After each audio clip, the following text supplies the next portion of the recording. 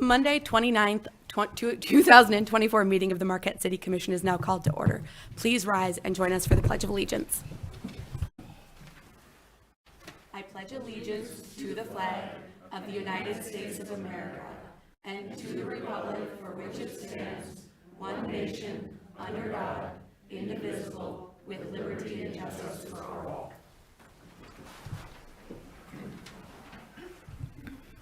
City Clerk, may I have the roll call, please?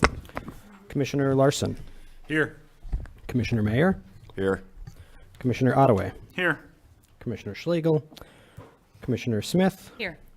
Mayor Pro Tem Hanley. Here. And Mayor Davis. Commissioners, do we have a motion to excuse Mayor Davis and Commissioner Schlegel? Commissioner Ottaway? I move to excuse the absent for personal reasons. Perfect. Do we have a second? Commissioner Smith? Second. Perfect. Any discussion? All right, hearing none. All in favor, please say yes. Yes. All opposed, please say no. Motion passes 5-0. That moves us on to approval of the agenda. Commissioners, we have an agenda in front of us. Do we have a motion? Commissioner Smith? I move that we approve the agenda with one change. Item 4M, Sugarloaf Multi-Use Path Extension Project, contract approval. I would like to move that to new business, item number 10, please. Perfect. Do we have a second? Commissioner Ottaway? Second. Any discussion? No. Hearing none. All in favor, please say yes. Yes. All opposed? Motion passes 5-0. I have no announcements for today, so that moves us on to boards and committees. We have 4 appointments. Commissioners, do we have a motion? Yeah. Commissioner Larson? I'd like to move that we appoint Joseph Meiskens to the Peter White Public Library Board for a term ending 05/01 of 29.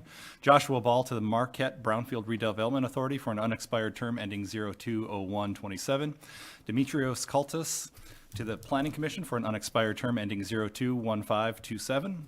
And Christine Granger to the Planning Commission for an unexpired term ending 02/15/27. Perfect. Do we have a second? Commissioner Ottaway? Second. Any discussion? Commissioner Larson? Nope, just thank you for serving. All right.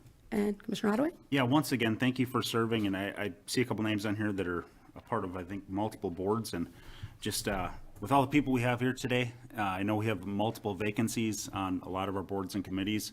If you can find time in your busy schedules to maybe step up to one of the many boards that have a lot of vacancies, I know PIPAC has a lot right now, please reach out to us or reach out to the city manager. We can get you in the right spot. We really need your help. Thank you. Any other discussion? All right. With that, all in favor, please say yes. Yes. All opposed? All right, motion passes 5-0. All right, that brings us to our first public comment of the evening. Public comments may not exceed 3 minutes per person. Please state your name and full address when you come up to the podium. Do we have anyone for public comment this evening?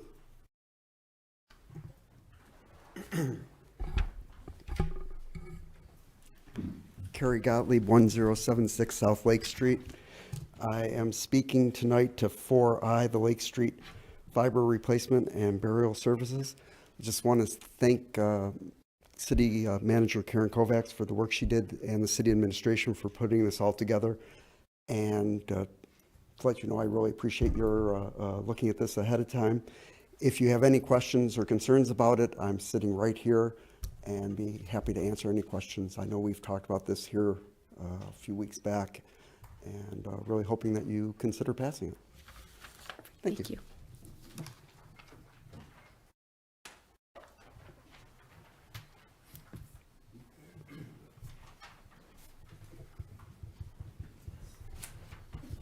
Matt Lutenberger, 1406 Garfield Ave.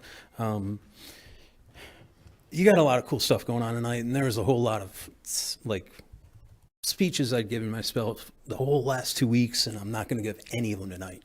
So by all means, do everything that's on this agenda because there's a lot of cool programs going on.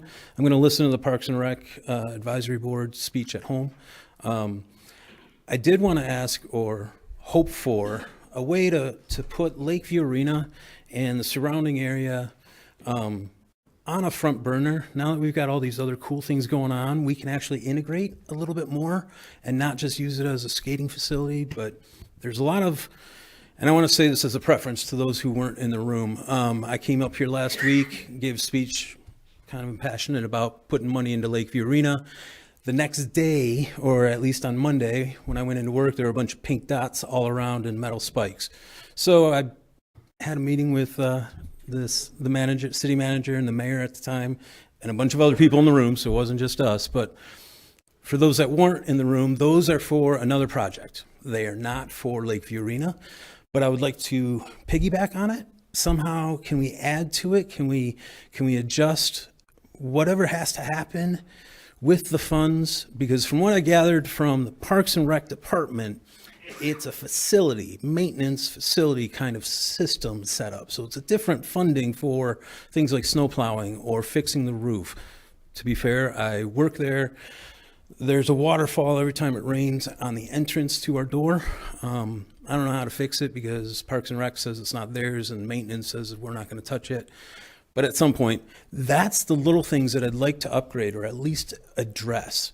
And now that we're at this point where things are coming along, to answer everybody's question of like, how do we do it? The skating community itself gives you $500,000 a year just to rent that facility. And I understand it costs a lot of money and all that good stuff is fine. What I'm asking is how many solar panels does the city of Marquette rent for Lakeview Arena? Or in this case, specifically on the grounds? Can we get away with not doing it? So that might be a question for the mayor and other departments.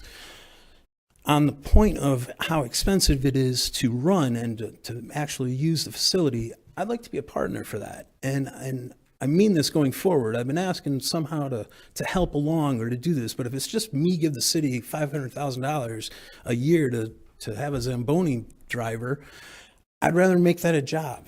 I'd rather do that as a thing that we've been doing with all these other ones. All the parks and recs that we've upgraded, we now have facilities. I'd like to see No Cayman on trailheads get paved. Thank you. Do we have anyone else for public comment? Hi, my name's Jane Fitkin. I live at 226 West Hewitt in Marquette. I'm here as a member of the Marquette Sustainability Coalition, a community group looking for sustainable solutions for our town, to ask you, the city's legislators, to prioritize bike infrastructure in the city. As a person who uses my bike near daily for transportation, including to get to this meeting today, this is very important to me. Biking and other non-motorized transportation types are critical pieces of the puzzle for Marquette to lower its impact on the earth, as well as to build a healthy community. However, without proper and up-to-date infrastructure to allow us to ride safely, many people don't feel safe or welcome enough to ditch their car for the healthier alternative. The coalition hosted a group bike ride this past Friday where about 20 people-ish rode through town to celebrate Earth Day and show what it'd be like if robust bike infrastructure encouraged biking on city streets. One thing the coalition's talked about recently is that Marquette received a silver award this year as a bicycle-friendly community from the League of American Bicyclists. Many people, including those from the city, may see this and think Marquette's doing great in terms of its bike infrastructure and that there isn't more work to be done. In reality, there's quite a bit of room for improvement. We appreciate the time the city's taken so far to make strides with its bike infrastructure and recognize the resources that have gone into planning and engineering for future bike lanes as well. However, as you all surely know, what we have right now is not enough. Marquette's streets are clearly designed for and dominated by cars, and it seems bike lanes are more of an afterthought. We also know that it will take a huge and ongoing effort to have the robust bike infrastructure we need. For this reason, I'm here today with what the Marquette Sustainability Coalition believes is a small and reasonable ask. We want you to repaint the bike lanes and sharrows on 3rd Street this year. Riding down 3rd Street, it's clear bike lanes haven't been painted in several years and the sharrow markings aren't visible at all. This presents a problem for people like me who need to get from A to B just as much as cars do, but know the road isn't designed with our safety in mind enough of the time. Please hear these concerns and make a commitment to repainting 3rd Street's bike lanes and sharrows this year.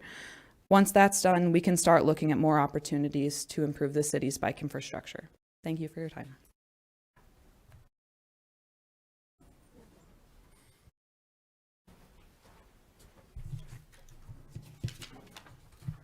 Hello, my name is Kevin Krupe. I live at 129 East Prospect Street here in Marquette. Good evening.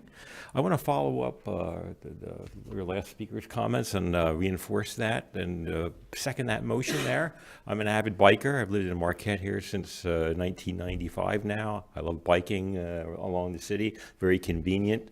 Biking is good for the individual health, good for the environment, and just good overall for the city. And so I encourage you to follow her advice, recommendations, establish more bike lanes, and adequately paint that 3rd Street bike lane. I mean, I've ridden on that on 3rd Street there many times and all. You can hardly see it anymore, the bike lane. It used to be fairly well painted now, but it's really gotten really bad now. So I encourage you to establish more biking infrastructure and appropriately paint the bike lanes for everybody's safety. So thank you.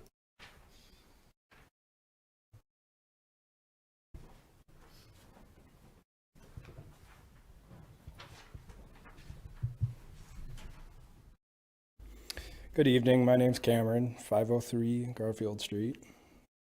There's a lot of really awesome programs going on right now, statewide, locally, the county, just the Upper Peninsula in general. But I think that while a lot of businesses struggle to find the workforce they need to provide the services that are asked of them, some of the programs include employee or employer organized coalitions, and the current programs that are offered to employees and students and business owners. It's extensive. In fact, part of my effort tonight is just to extend our appreciation to those who are involved in those programs and organize those programs. And I want to encourage those who would like career advancement, further education, retraining, or those who are owners or operators of organizations and businesses to continue to be involved and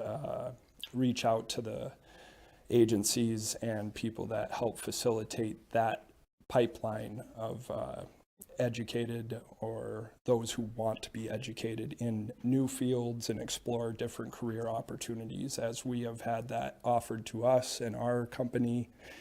And it's greatly appreciated, and we're utilizing it as best as we can. It's actually been overwhelming, the support we've received. So due to that, we've had the opportunity to travel and learn more about what's going on for programs and education that will be offered to more.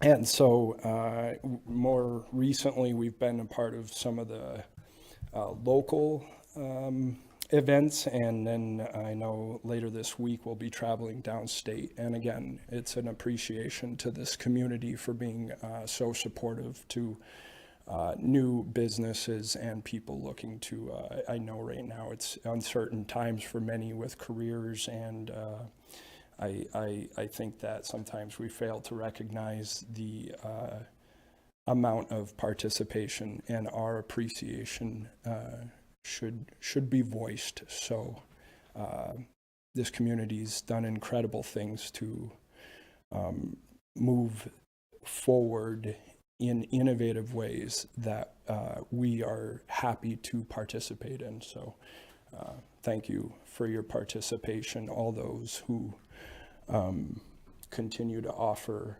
opportunity to the many that hope to receive it. We're inspired and we'd like to work with you, so thank you. Thank you.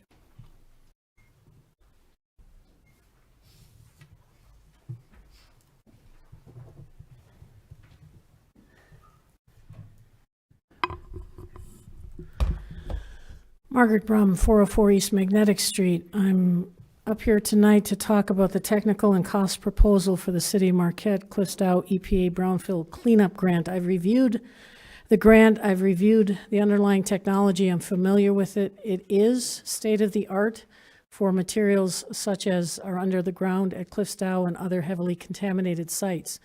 So I am in support of the City of Marquette proceeding with this plan because, as I said, we're not the first people to try this, and we've tried just about everything else, and we need some new ideas. I'm familiar with a couple of technologies that I'm going to be sending to the city manager. Hopefully she will share it with Trimedia officially. I was a patent attorney for Nalco Company's TraceR technology for 8 years. TraceR is a fluorescent moiety that's added to water, and if you can't trace the water, you can trace the fluorescent signal so you know where the water goes. Typically, this technology of putting chemicals underground starts with a test pattern of putting high pressure, high temperature water underground to see if the pattern of flow is accurate. Well, I don't see in this write-up, and I apologize, I'm being very picky, I don't see in a write-up requiring TraceR in that first water test, because that could tell you if it's making, the chemicals making its way directly into Lake Superior. And this might, as all of us, is our big concern, is that somehow it skips over and goes straight into the lake. TraceR technology is proven technology, and I'm going to be putting the city manager in touch with the people there. The second one is a new technology. I work with a company called in Houston. Again, I'll be contacting the city manager. They have proven technology for releasing heavily viscous materials from underground rock formations. And the big issue of pumping these chemicals underground is whether you're going to have the correct mixing parameter underground. I don't know if any of you taken a chemistry class. It's hard enough to get good mixing in a beaker in a controlled environment. But when you're talking about underground with many different channels, this is another technology that could be of benefit, and I'm hoping that the city will take it up with the engineering firm. And I didn't just want to send you an email. I wanted to let you know I've been the patent attorney for both these technologies. And the third thing puts me kind of outside my comfort zone, but when I talk about Cliffsdow, and I did just recently, I use the phrase that the land is cursed. It has been for many, many years. It was cursed from the beginning in terms of how it was misused, and the fact that 60 years after it was shut down, it's still not healed. I'm strongly recommending that the city of Marquette sponsor a day of healing, inviting local clergy to come and give prayers of healing. Every faith I'm aware of, Native American, traditional, European faith, every faith I'm aware of has prayers of healing for people and for land. And I'm strongly recommending that before you pump chemicals into the ground, you have such a prayer of healing day, because we've tried everything else and we need all the help we can get. Thank you very much. Thank you. Do we have anyone else for public comment?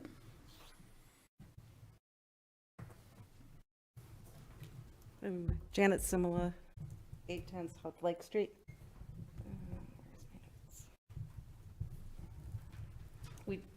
We just wanted to let you know that the Lake Street Association has the money for the remaining project for the burial of the lines, and it will be dispersed tomorrow if you vote for the project. And we appreciate your approval to beautify the city of Marquette and make it safer for the lines and the city. Thank you. Thank you. Anyone else for public comment?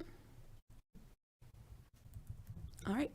Hearing none, public comment is now closed, which brings us to our presentations portion. We have two presentations tonight. First up, we have The Guardian of the Quarter from the Upper Peninsula Children's Museum, and I would like to invite James Edwards up to give this presentation.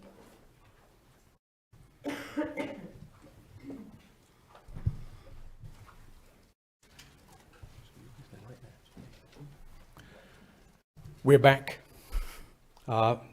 Brief history of this. 1997, the Children's Museum opened. 2000, we were in this room to celebrate young volunteers. As Mayor Sciotto retired, we all thought cake came with every city commission meeting, which leads to something else. But we brought a young volunteer here every month. That became every quarter. But something happened 4 years ago, and that fell apart. And volunteering for young people and for old folks became a little testy, a little difficult. But we are back, we are thriving, and Lana Tregear is the best thing we've got on the museum floor. Helping guests, helping children, helping our lizards, helping the tortoises. And she volunteers as our guardian of WOW. WOW stands for the World of Wonder, which is the Children's Museum. So I'd like to present to you Lana Tregear. and her wonderful efforts. It's not about the last 3 months. She's been there for longer. And we've got a backlog of young people that want to come and get this award. So on behalf of the City of Marquette, we'd like to give you the Certificate of Achievement and this wonderful cupcake that you've earned. Thank you.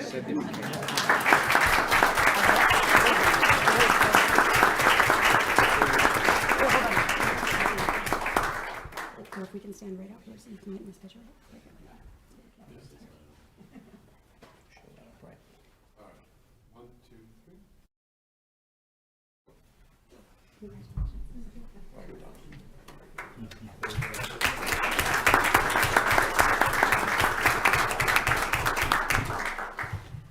All right, thank you, Jim. Commissioners, do we have any comments before we jump off of this one? Commissioner Smith?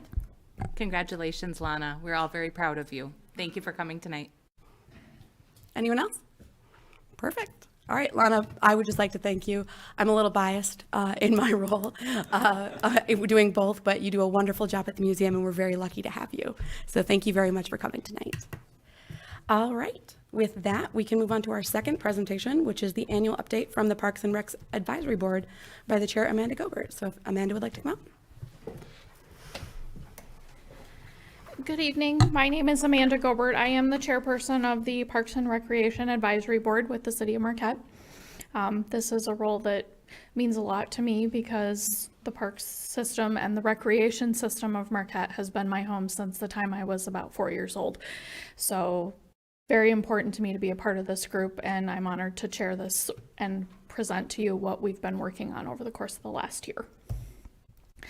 I was so excited tonight to be able to come to you all and tell you that we had a full board for the first time, and I can't tell you how long, and now I want to cry because we don't anymore.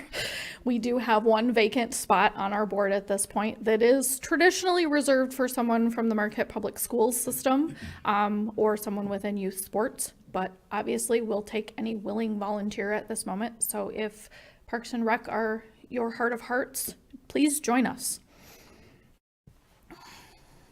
We do meet on Monday nights at 5:30, usually the third Monday, just if you need to fit it into your schedule. Basically, the purpose of the Parks and Rec Board is to guide the implementation and to assist with the implementation of the Parks and Rec Master Plan. We want to ensure that the recommendations are supported by the community and also meet the City Commission policies. So when things come before us, we do take those things into consideration. Public comment is always welcome on the things that we are discussing. We don't get a lot of that, but if you've got something of concern on what's going to be on our agenda, please show up to our meetings and let us know your feelings on it. We have quite a few options as far as parks, available facilities, indoor, outdoor, different types of things. This slide just basically gives you a sum of what we're looking at. We have 7 facilities, 21 parks, a little over 2,800 acres. We have baseball, soccer, and basketball athletic opportunities, and 18.5 miles of multi-use path within the city of Marquette. The following several slides are going to show, and I know they're very hard to read, so I will try to highlight just a couple of things that are on them. This is the list, the ongoing list of capital projects that are going on within the city, and we assist through the Parks and Recreation Advisory Board with feedback on development, grant support, and make recommendations to the City Commission directly for potential improvements through this list. Any item that you see in green is a project that is currently underway or complete, and anything that is in yellow has a grant pending. We are currently looking at things such as completed projects, different parts of Lakeview Arena that have been upgraded, the Lighthouse Park. We are waiting on grants for the Father Marquette Park at this moment. Just more things with the Presque Isle Marina and the parks. Tourist park area is listed on here as well. Grants pending on some projects within the tourist park. And just mostly the rest of this is with Tourist Park. There is also some things with Williams Park and a couple of other parks listed on here. As I stated, anything in yellow is working on grant funding at this moment, and the Parks and Rec Department is submitting grants for various different projects within the city. Things that we've accomplished in the last year, we supported the design and the budget changes that went on with the Kids Cove project, which is currently underway. We worked with the Marquette Little League to establish a partnership to be able to do some improvements on the Kaufman Sports Complex. Marquette Little League has taken upon themselves their group to work on field improvements and dugout improvements, and that was greatly supported by us. We have worked on successful application for Land and Water Conservation Fund grants for the Tourist Park Day Use Access Road and Parking Area. We did a ribbon cutting at Founders Landing, which was a project that had been in the works. We have continued to support the Words to Live By project, the Downtown Trailhead, and the Cultural Trail project, which is currently in the works. We are involved and supported the renaming of the bandshell to the Peg Hirvonen Memorial Bandshell at Presque Isle, and they are working on beginning construction to upgrade the bandshell. Please ignore the all positions filled on our committee. That was not deleted off the presentation. I apologize. So going forward into this next year, we obviously want to continue to support the city on their parks and recreation projects, grant initiatives, and right now we are actively working with the city staff on the 5-year parks and recreation plan. That is in the works with the consultants on things that need to be addressed, and as parts of that become available to our group, we review them and will be passing information along for our recommendations to the city directly. And we also are working with the Cultural Trail project to review and recommend and give approval for our thoughts on the designs that are coming forth. The issues that we run into, funding is always an issue. There's never enough money for all the fun stuff we want to do. And we rely a lot on grants. And unfortunately, the more you apply for grants, the less you start to get. So there obviously are the need for external funding sources, which is something that is always being looked at. Working on the 5-year master plan and implementing the changes or upgrades and updates that need to be taken care of. One of the things that was brought up this evening, the Lakeview Arena. There is a lot of work that needs to be done there. One of the things that gets brought up regularly is the parking and the paving of the parking lot. There are also other parking lots within the city that need some paving. We hope that's coming in the future, but once again, there's that matter of green stuff that has to be there for that to happen. We want to make sure that while we're developing these spaces for use and putting facilities in our parks, that we're still balancing the natural beauty and the natural resources that are there while allowing for public use and public access. And so we are obviously also monitoring the private use of those spaces by people when they want to rent space, making sure that we know what they're using it for and that they're following our rules. Thank you very much for having me here this evening. Does anyone have any questions? Yes. Commissioners, do you have any questions or comments?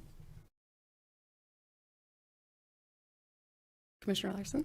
I just want to go back to your first slide where you said that how many acres how much green space does Marquette have? And the number always, so 2,810 acres of green space in the city. Mm-hmm. I always think that's an amazing amount of green space, that we have, and important, something that certainly draws, folks to the city, and folks who live here are very thankful, for that. But I always just think it's worth really highlighting that that's a fair amount of green space, in the city, as we're, we're moving forward. So thank you for, what you do and the advisory committee does. Thank you. Thank you. Any other commissioners? Commissioner Smith? Thank you for your presentation and for your service. I think there are many aspects that make Marquette unique, but I think our parks and our recreational opportunities, as we all know, is a huge one. So I appreciate you continually striving for more and better access for all kinds of people to enjoy our parks. Thank you. Absolutely. All right. Anyone else? Commissioner Ottaway? Please help our friend out and join this. Everyone could see the upset face when she started, and I feel forward to just because, as I mentioned earlier, the lack of good bodies we have for a lot of these committees, and it's extremely necessary. And to have a full Parks and Rec committee would be awesome. So there's someone to talk to. Absolutely, and to just piggyback on that, as much as I really want to see that one seat filled, I am so happy to be able to stand up here this year and say that that's the only seat we have, considering that last year I believe we were at 4 when I stood before you to give this presentation. So improvements have been made. Good. Anyone else? All right. Well, thank you very much, Amanda. Thank you. All right, commissioners. The next item we have is the consent agenda. Do we have a motion? Commissioner Ottaway? I move to approve the consent agenda as presented. Do we have a second? Commissioner Smith? Second. All right. Any discussion? Yeah, real quick. All the Lake Street folks here, I just wanted to commend you on how much you guys did with all this. I think it's pretty amazing for your neighborhood to get together and really come up with the funds you have really for the servicing lines that are there. I also want to commend the city manager and city staff for really, jumping on this and doing our due diligence to see if we can make this happen. And I'm excited that it is. And I think you guys did an awesome job. And I think everyone involved was great. Commissioner Smith, anything? All right. With that, City Clerk, could you please conduct a roll call vote? Commissioner Larson, Yes. Commissioner Mayer, Yes. Commissioner Ottaway, Yes. Commissioner Smith, Yes. and Mayor Pro Tem Hanley. Yes. All right. With that, the motion passes 5-0. That brings us on to our new business. Our first item we have is item number 5, the City Commission Policy 1999-01, a revision. City Clerk, can you please read the background? Thank you. City Commission Policy 1999-01 was established on April 26, 1999, to regulate the use of city parks for large public events. This policy does not regulate or allow private events such as weddings, family reunions, graduation parties, and the like. These private events are encouraged to rent any of the city's rentable facilities at Presque Isle, Lakeview Arena, or the picnic sites at Tourist Park. The policy was last revised in 2015. The Parks and Recreation Advisory Board voted at their April 15, 2024 meeting to recommend the City Commission amend the policy as attached. The recommended changes are in red on the attached draft policy and add Founders Piers as a possible special event location and change the threshold for commission approval to $2,500 from $1,000. The Founders Piers are appropriately designed for events open to the public. Staff discretion would be used to make sure the types of events there are appropriate for the structure and the limited parking available near the site. The change to the financial threshold requiring City Commission approval is consistent with the increases in fees throughout the 21st century. The new threshold would make the process for the public simpler for smaller events and most events held at Lakeview Arena. Community services staff have been seeking ways to make events at Lakeview simpler for the public in order to increase use and maximize off-season revenue. Fiscal effect: there's no direct fiscal effect with this action. Recommendation: adopt City Commission Policy 1999-01 as recommended to include the changes advised by the Parks and Recreation Advisory Board, alternatives as determined by the Commission. Commission, do we have a motion? Commissioner Larson? I'd move that we adopt City Commission Policy 1999-01 as recommended to include the changes advised by the Parks and Recreation Advisory Board. Perfect. Do we have a second? Commissioner Smith? Second. All right. Any discussion, Commissioner Larson? I think this makes sense, making things more streamlined and simple. I think we should move forward. Perfect. Commissioner Smith? No. All right. Any other discussion? All right. With that, All in favor, please say yes. Yes. All opposed, please say no. Motion passes 5-0. Up next, we have item number 6, the public art contract for the Kids Clove Dragonfly project. City Clerk, can you please read the background? Thank you, Mayor Pro Tem. The Marquette Public Art Commission, the MPAC, committed $30,000 to commission an artist to design, fabricate, and install a dragonfly sculpture at the entrance of the new all-inclusive Kids Cove Playground in Elwood A. Matson Lower Harbor Park. The MPAC narrowed down 3 finalists from a national call for artist qualifications. Artist Brian Wignall's design was selected based on community and core stakeholder feedback, the design's overall creativity, structural engineering, safety, and the artist's experience designing ADA-accessible public artwork. The goal of the sculpture is to engage residents and visitors, creating a sense of wonder and joy to reinforce the positivity of play while honoring Joni Reynolds Miller, a retired preschool teacher who had a vision of making life for children with disabilities more inclusive in our community. Fiscal effect: all improvements are made possible through the city's public art fund. The total budget of this project is $30,000. Recommendation: approve artist Brian Wignall's dragonfly design as submitted and authorize the mayor and city clerk to sign the contract. Alternatives as determined by the commission. All right, thank you. Commissioners, do we have a motion? Commissioner Ottaway? I move to approve artist Brian Wignall's dragonfly design as submitted and authorize the mayor and city clerk to sign the contract. Perfect. Do we have a second? Commissioner Larson?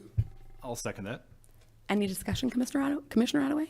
It just looks amazing. I think the committee that kind of went to do this did their due diligence, and I think picked the right proposal. So I'm excited for it. Commissioner Larson? Any other discussion? All right. With that, all in favor, please say yes. Yes. All opposed, please say no. Motion passes 5-0. Up next, we have item number 7, the professional services agreement for the Cliff Stout EPA cleanup grant project. City Clerk, can you please read the background? Thank you. The city was successful in obtaining an EPA brownfield cleanup grant for the former Cliff Stout site. The grant provides funding for cleanup activity led by a qualified environmental professional, QEP. The project team of Mac McClelland, Rich Barron, Mikhail Kilpala, and Dennis Stakowitz drafted and issued a request for proposals seeking a QEP for the project, including holding a walkthrough of the site with interested firms. 4 proposals were received, and as a result of the proposal review and interview process, the project team is recommending Trimedia Environmental and Engineering as the QEP. Attached is a professional services agreement that meets the requirements of the EPA and our city attorney, as well as the proposal from Trimedia Environmental and Engineering. Fiscal effect: the $125,000 cost for services is a reimbursable expense under the terms of the EPA Brownfield Cleanup Grant. Recommendation: approve the professional services agreement with Trimedia Environmental and Engineering and authorize the mayor and clerk to sign. Alternatives as determined by the commission. Thank you. Commissioners, do we have a motion? Commissioner Smith? I move that we approve the professional services agreement with Trimedia Environmental and Engineering and authorize the mayor and clerk to sign. Thank you. Do we have a second? Commissioner Mayer? I'll second the motion, Your Honor. Thank you. Commissioner Smith, any comment? Yeah, I think this is obviously another good example of partnerships with, in this case, the federal government to continue to rectify some land that may have a future use that would be yet to be defined. I guess I would like to throw out there that I am still willing, if the state wants to come back and have a conversation, but I think that may have moved on at this point. But whether or not that is the case, I think that there could be an opportunity for something to happen there in the future, and this is one step to help get us towards possibilities instead of no possibilities. Thank you. Commissioner Mayer? I don't think I have anything further on that. Any other commissioners? All right. With that, all in favor, please say yes. Yes. All opposed? Please say no. No? Motion passes 5-0. Next up, we have the proposed charter amendments. City Clerk, could you please read the background? Thank you. Section 13-7 of the Marquette City Charter states, every 10 years, the City Commission shall appoint a charter study group. The charter study group shall review this charter and make recommendations for changes in this charter. The charter study group shall make its recommendations within 1 year after appointment.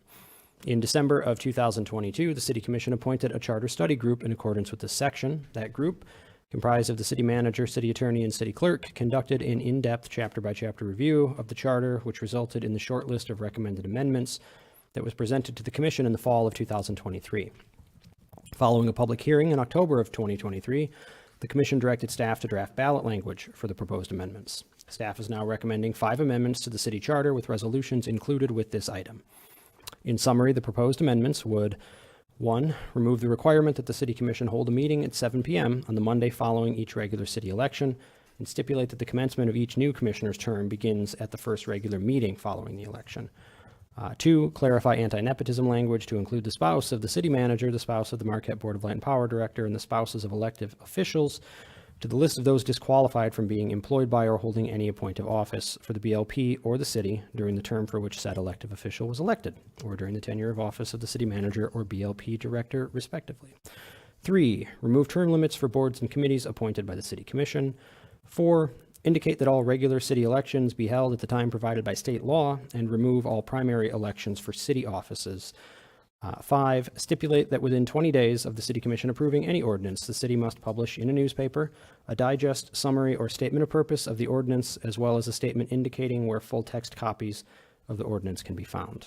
Once approved by the City Commission, the proposed city charter amendments will be reviewed by the offices of the Michigan Governor and Attorney General. The proposed amendments would ultimately be presented to voters at the November 5th, 2024 presidential election. Fiscal effect: none by this action. Recommendation: this is my item and I don't have it in front of me. You guys know what the recommendation is. Recommendation: adopt the 5 resolutions proposing city charter amendments. Alternatives as determined by the commission. Thank you. City Commission, do I have a motion? Commissioner Larson? I move that we adopt the 5 resolutions proposing city charter amendments. Do I have a second? Commissioner Smith? Second. Any comment, Commissioner Larson? Only that these make sense, and kind of a housekeeping item that we need to move forward if we're going to get them on the ballot. Thank you. Commissioner Smith? I echo that. Thank you. Anyone else? I would just like to point out that I think this year was a great example of why the elections resolution is great, because we have 5 people running for 4 spots for our city commission term open seats, which means we have to host a primary, which costs the city, I believe, around $20,000 to host. City clerk? This year, because it's an even year, it's not that big of a lift. It's literally just adding words. If it was an odd year election, it would be in excess of 20 for sure. Which is great. And then you get more people on the ballot. So I'd like to think that. And with that, we can go to a vote. All in favor, please say yes. Yes. Yes. Mayor Pro Tem, can we get a roll call? Oh, sorry. No. I did so good until then. City Clerk, can we have a roll call vote? Commissioner Larson. Yes. Commissioner Mayer. Yes. Commissioner Ottaway. Yes. Commissioner Smith. Yes. Mayor Pro Tem Hanley. Yes. With that, the motion passes 5-0. Bringing us to item number 9, the Marquette County Solid Waste Management Authority Articles of Incorporation Amendments. City Clerk, can you please read the background? Thank you. The Marquette County Solid Waste Management Authority, the MCSWMA, is required to address/treat PFAS that is found in the leachate, which is eventually discharged into the Carp River. The MCSWMA needs to build a wastewater treatment plant by 2027 to comply with a recent administrative consent order with the Michigan Department of Environment, Great Lakes, and Energy. The cost of the project exceeds $4 million. The project would qualify for the Clean Water State Revolving Fund program to include a low interest rate loan with partial loan forgiveness. But for the MCSWMA to qualify, the organization must restructure its current outstanding debt, which does not comply with state regulations for an authority formed under Public Act 233. The MCSWMA must restructure 5 outstanding debt/notes into 1 bond issuance prior to applying for CWSRF program funding.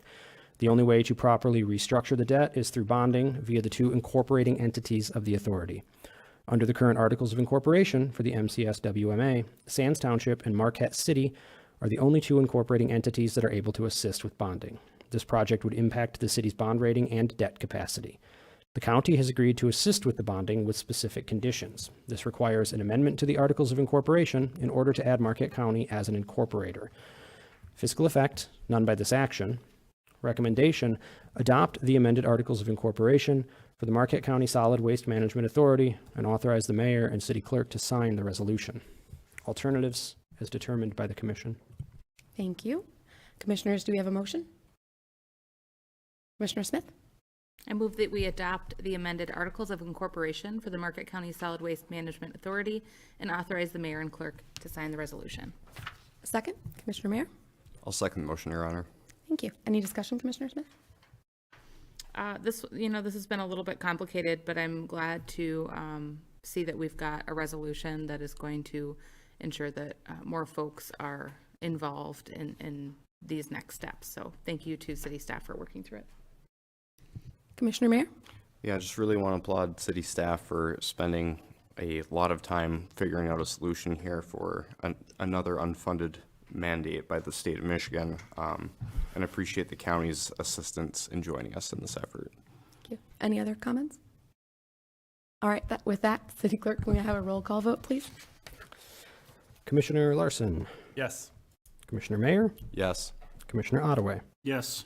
Commissioner Smith. Yes. And Mayor Pro Tem Hanley. Yes. With that, the motion passes 5-0. All right, bringing us up to our last new business item, the Sugarloaf Multi-Use Path Extension Project contract approval. City Clerk, may I have the background, please? Thank you. Plans have been developed for a multi-use path extension project along Sugarloaf Avenue and County Road 550. This project will close a gap in the city's multi-use path system and provide safety to non-motorized users along this corridor. This proposed pathway is included in the Tourist Park Master Plan as shown in the attached drawing. The project was advertised for bids on March 20th, 2024, with a bid opening on April 16th, 2024. 3 contractors responded, and the results are summarized below. Oberstar Inc., with a bid of $285,892.80. Smith Construction, with a bid of $290,735.04. And Ultra Construction, with a bid of $290,861.57. The engineer's estimate for this project was $325,558.50. Fiscal effect. Funding for the project is available through the Lundin Mine Safety Fund, which is intended for safety improvements along the mine transportation corridor. This project was also approved as part of the fiscal year 2024 budget. Recommendation: approve a contract with Oberstar Inc. of Marquette, Michigan for the Sugarloaf Multi-Use Pathway Extension Project at a cost of $285,892.80 based on quantities and unit prices in the proposal. Allow the city manager to use a 15% contingency for any unforeseen circumstances and authorize the mayor and clerk to sign the contract. Alternatives as determined by the commission. Thank you. Commissioners, do I have a motion? Commissioner Smith? I move that we approve a contract with Oberstar Inc. of Marquette, Michigan for the Sugarloaf Multi-Use Pathway Extension Project at a cost of $285,892.80 based on quantities and unit prices in the proposal. Allow the city manager to use a 15% contingency for any unforeseen circumstances and authorize the mayor and clerk to sign the contract contingent upon obtaining the legal rights to use BLP land. Thank you. Do I have a second? Commissioner Ottaway? Second. Thank you. Any discussion, Commissioner Smith? We were just, this was pulled from consent, and the additional language about contingent upon obtaining legal rights to use BLP land, because we're just trying to make sure that all the I's are dotted and T's are crossed. So that was one change from when it was originally presented on Friday that we wanted to make sure to get in there. Thanks. Thank you. Any other comments? Anyone else? All right. With that, all in favor, please say yes. Yes. Yes. All opposed, please say no. Motion passes 5-0. Okay, this brings us to our second public comment of the evening. Public comments may not exceed 3 minutes per person. Please clearly state your name and physical address when coming up to the podium. Do I have anyone for public comment tonight?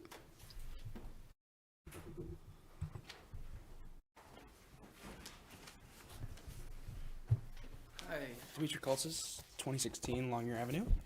I'm also here to advocate for bike lanes and repaving the bike lanes. And as you know, I'm a Strong Towns advocate, so I'd just like to read a little insight. Biking is one of their core insights. This is written by John Patterson, one of the staffing members at Strong Towns.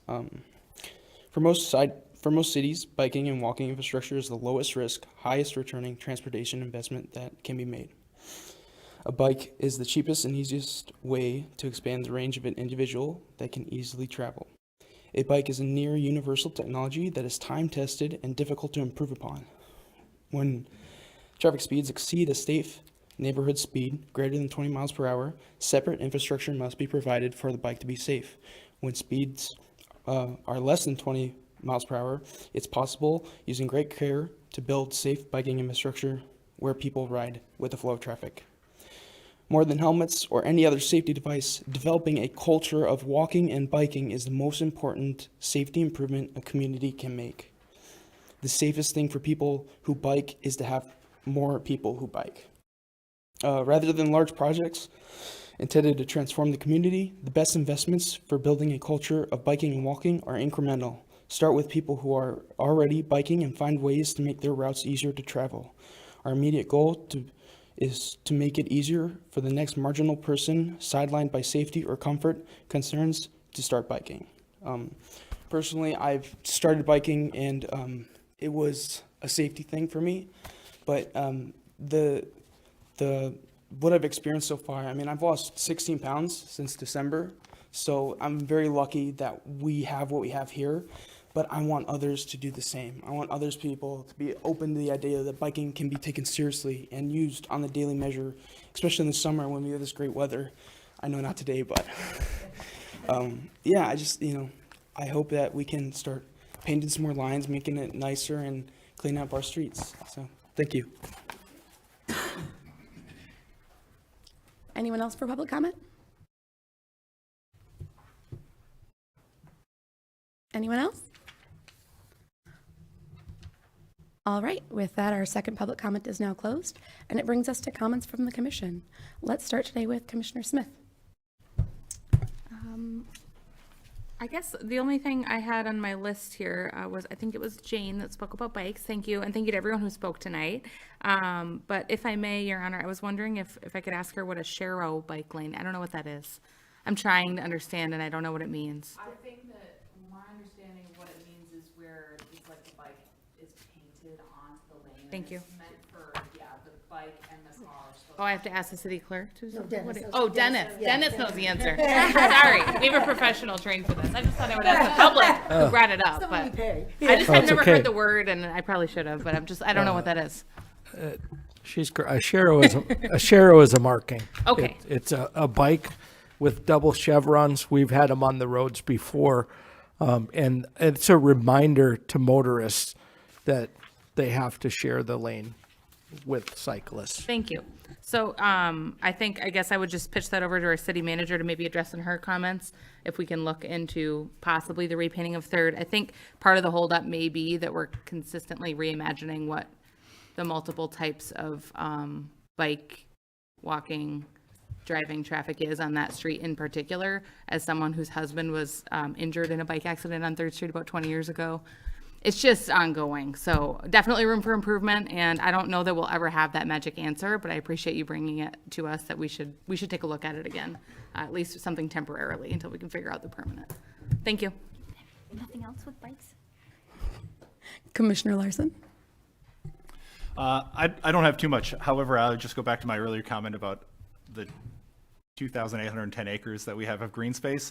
I was just thinking that it's hard to visualize, so I just looked up football fields are 1.32 acres, so that comes out to 2,128 football fields worth of green space. We have a little bit silly, but interesting to visualize. It's a very good visual.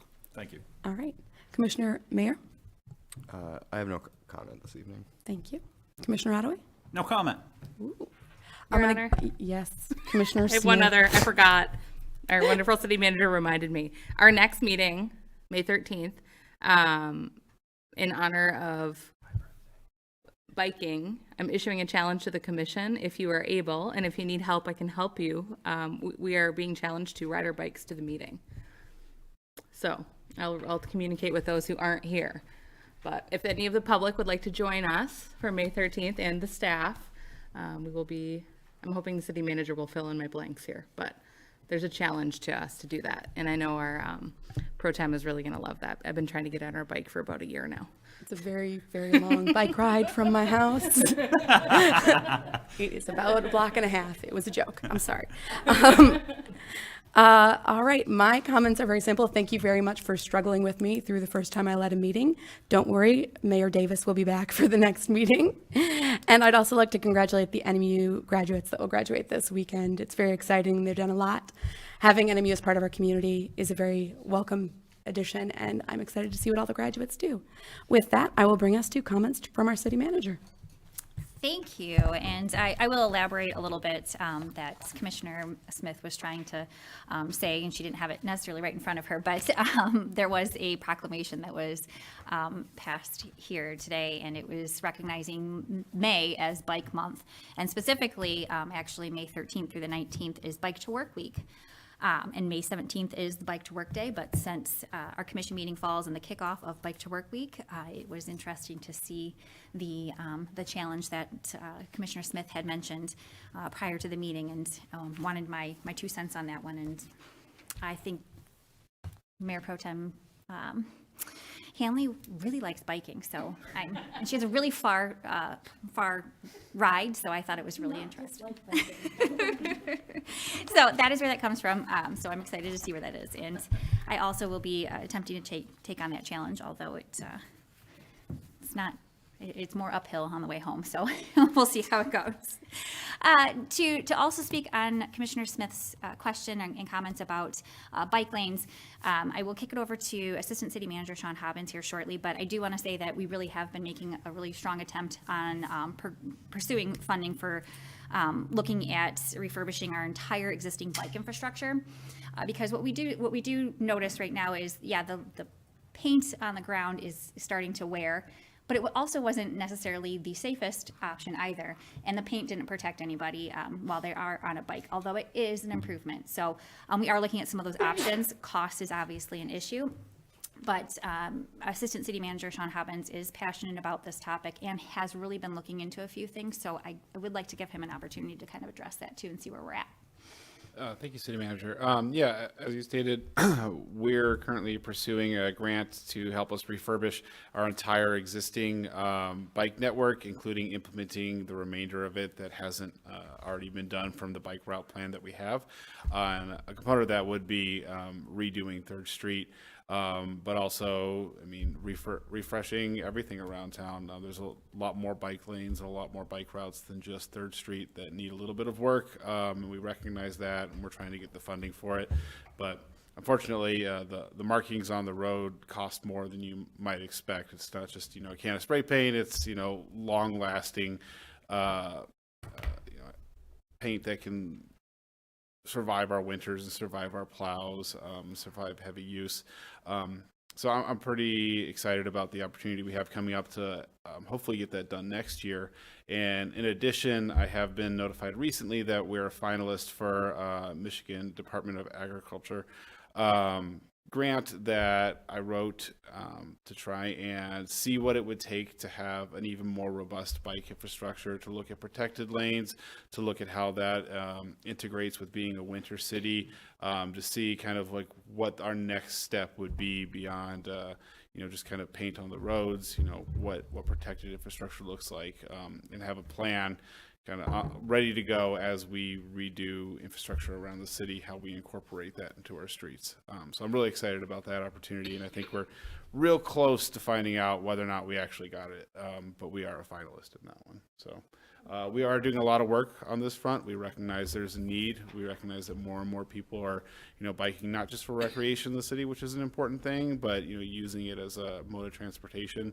And we recognize the impact that micromobility, especially e-bikes, have had on our community, not just during the summer, not just from residents and tourists, but, our residents here are seeing a huge increase in the amount of trips they're taking on e-bikes. And just to close, if you'd like to see the bike plan that we have, please contact Community Development and Dennis. He has all that stuff in his office. So, thank you. Thank you. And we do recognize the need to have the balance for both, sharing those spaces and also making it a little bit more safe or safer for other modes of transportation. So there is a balance. So please note that we will be looking at that.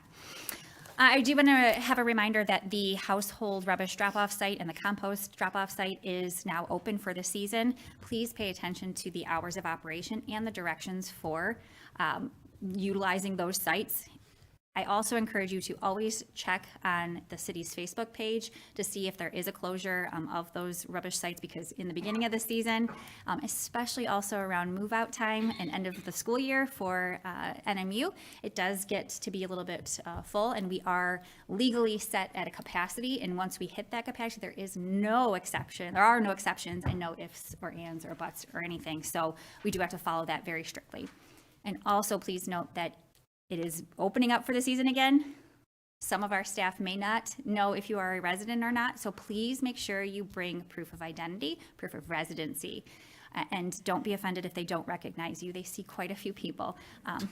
They know, and they will get to know you, but please make sure that you are following those directions. And if they tell you that you're not allowed to come into the site, try again some other time with the proper identification, and please do not yell at staff. Thank you. That's all. With that, we are adjourned at 7 p.m. Okay.